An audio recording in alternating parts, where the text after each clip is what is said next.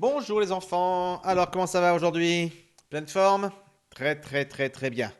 Puisque vous êtes en pleine forme, vous êtes en pleine forme pour travailler. Et on va travailler avec, et encore une fois, les divisions. On approche de la fin du chapitre là, donc on se rapproche, donc il est vraiment temps de s'y mettre pour ceux qui ne se sont pas encore mis.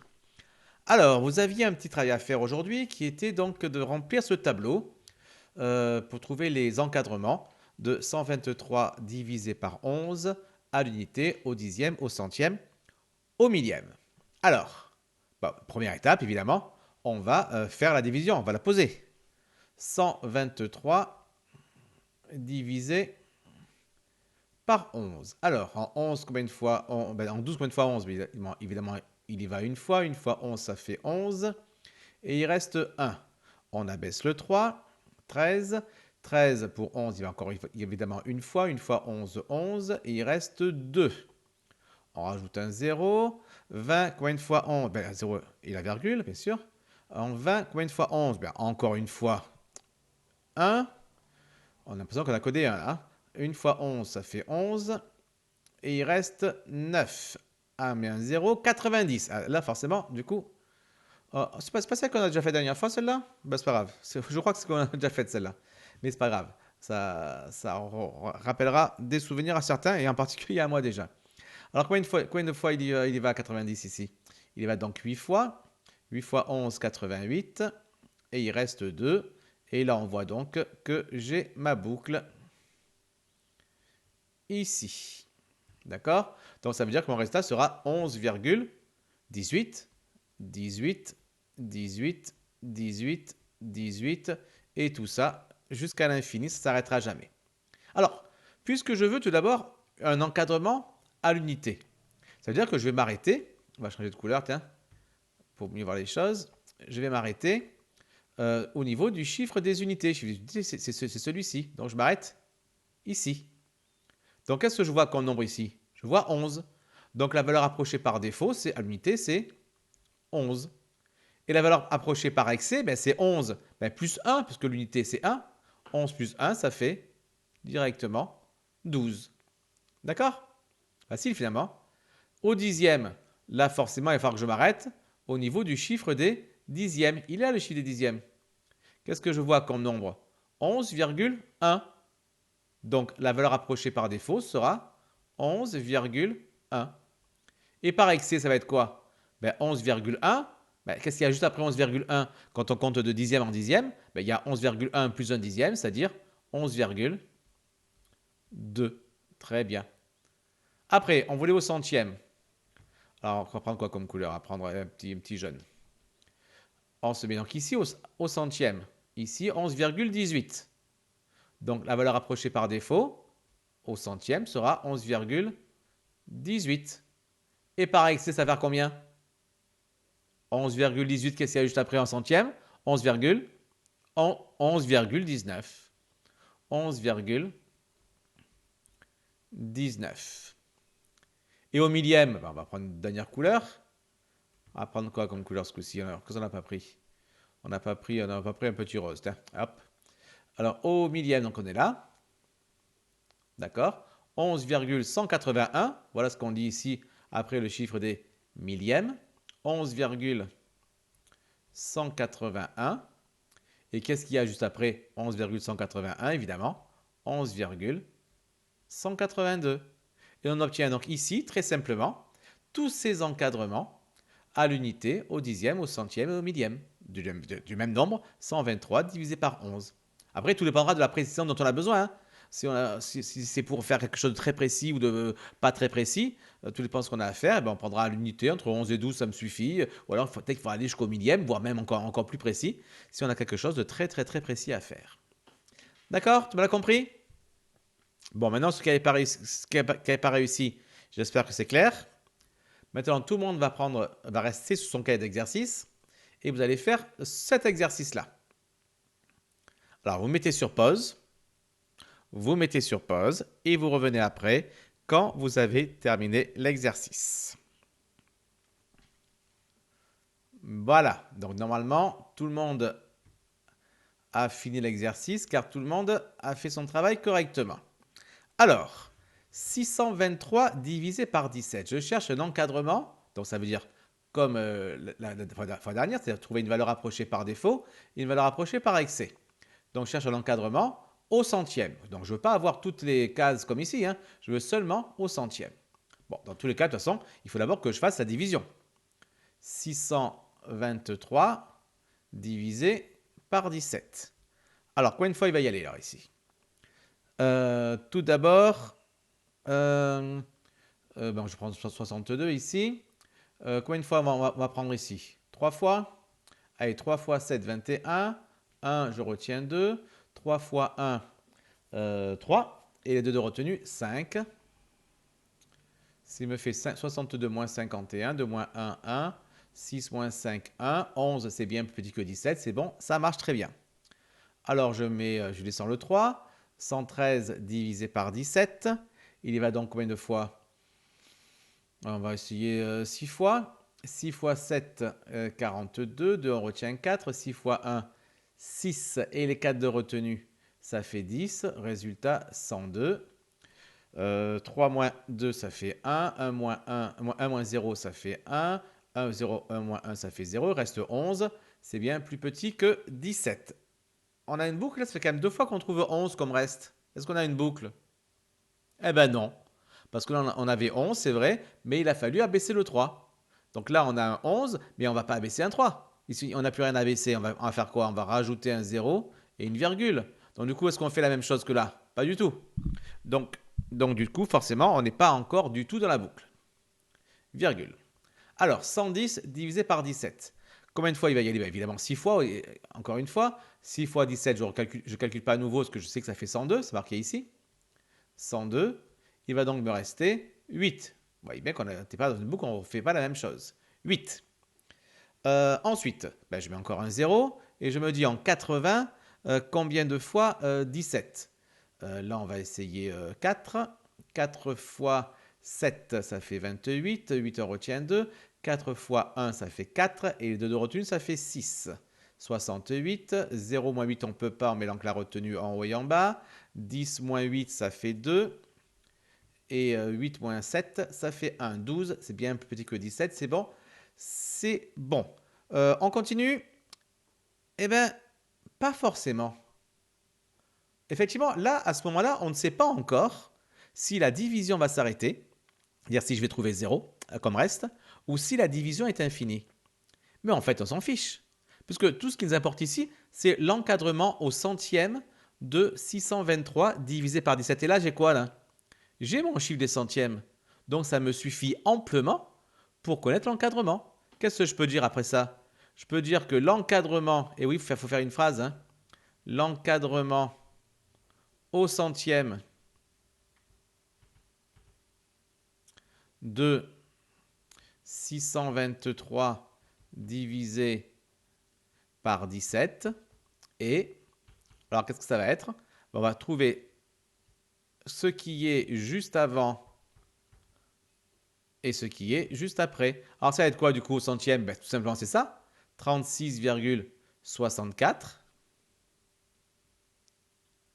Et qu'est-ce qu'il y a juste après 36,64 quand on compte le centième en centième? Eh bien, il y a 36,65. Et ça me donne mon encadrement au centième. D'accord? Allez, on passe à l'autre maintenant. Alors, 32,2 divisé par 8. Pareil, hein, on va poser la division pour savoir faire ça.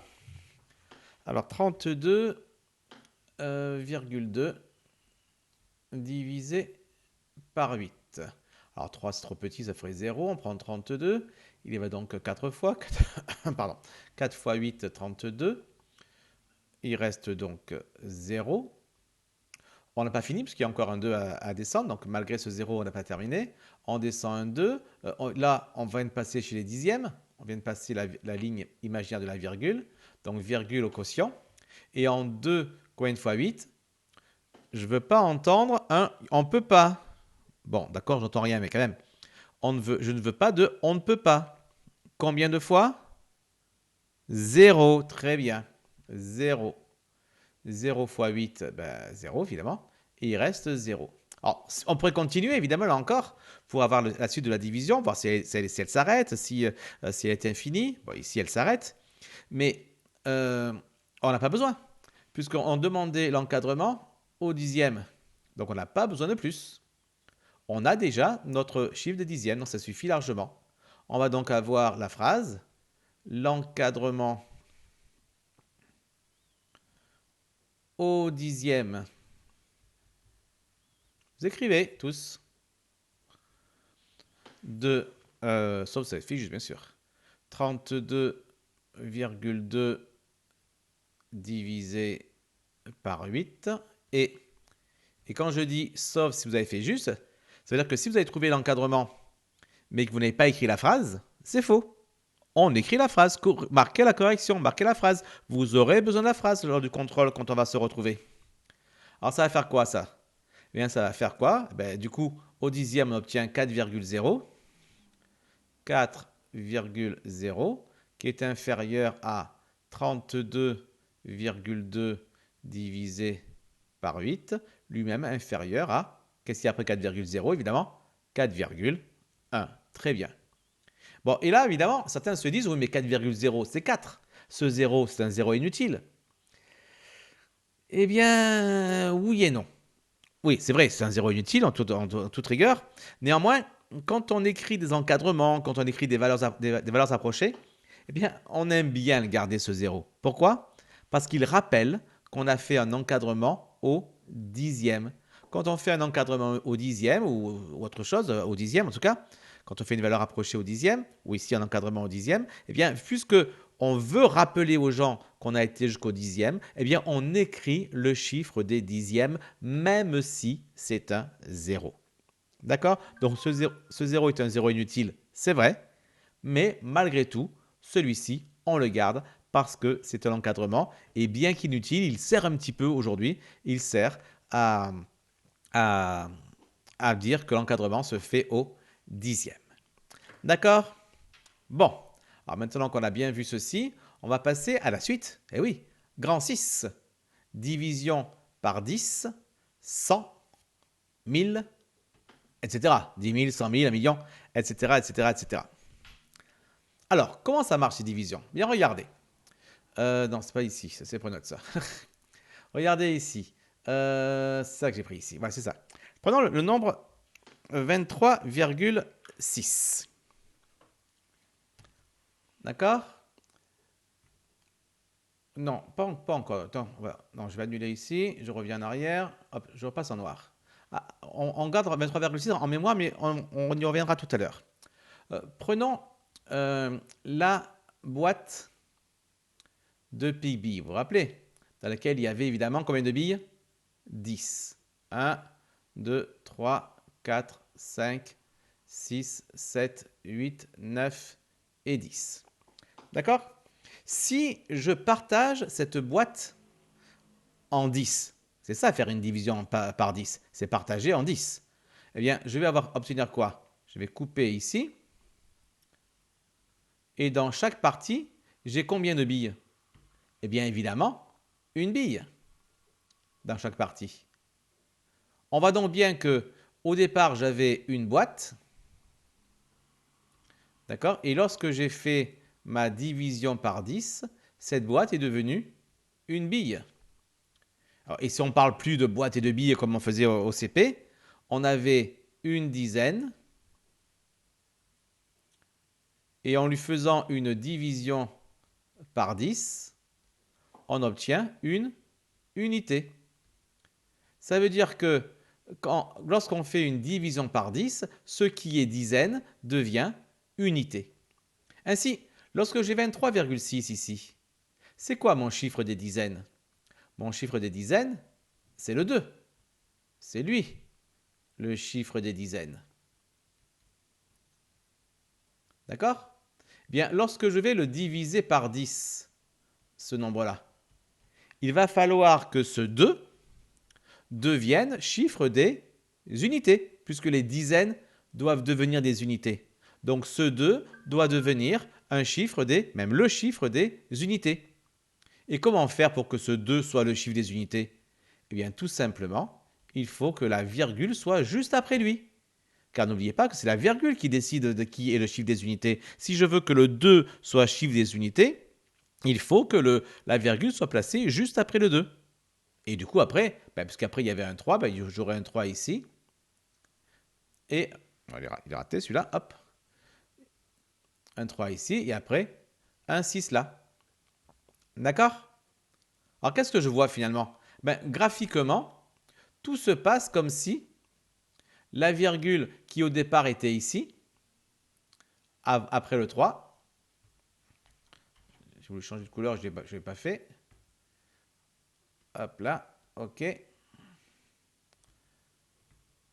Tout se passe comme si la virgule qui était là, finalement, elle a été déplacée vers la gauche.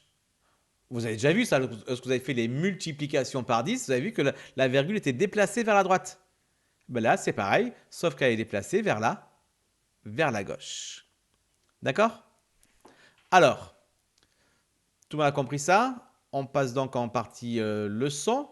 En partie leçon, vous avez écrit division par 10, 100, 1000. Dans le grand 6, si vous ne l'avez pas encore écrit, c'est le moment de le faire. Hop là, il n'est pas passé. Annulé, hop, ici. Alors, qu'est-ce qui se passe donc du coup? Qu'est-ce qu'on a vu ici?